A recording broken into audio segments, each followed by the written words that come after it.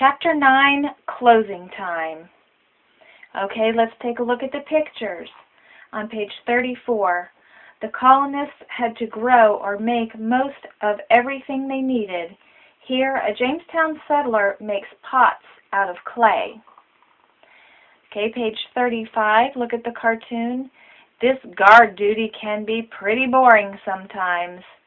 Yes, but the colonists always had to be on guard. Okay, now you can read on your own or read with me. Chapter 9, Closing Time. Time passed and life at Jamestown became fairly normal. By the 1640s, many craftsmen and merchants had shops there. The colony had glassblowers, carpenters, jewelry makers, weavers, and winemakers.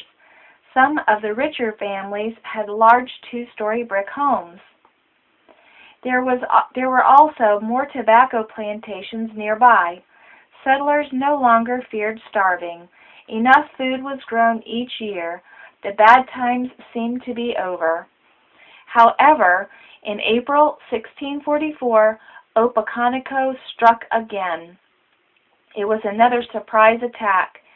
This time, about 500 settlers were killed. Some escaped to nearby forts that had been built. Many refused to return to their homes for months. They were afraid of another attack. The trouble between the American Indians and the settlers continued. At times, the settlers disagreed on how to deal with the native people. This led to fighting among themselves. All the fighting weakened Jamestown. Many people moved to a nearby settlement, Middle Plantation.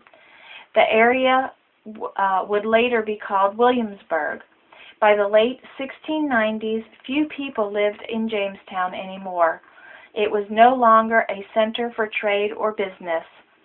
In 1698, much of what was left in the settlement was destroyed in a fire.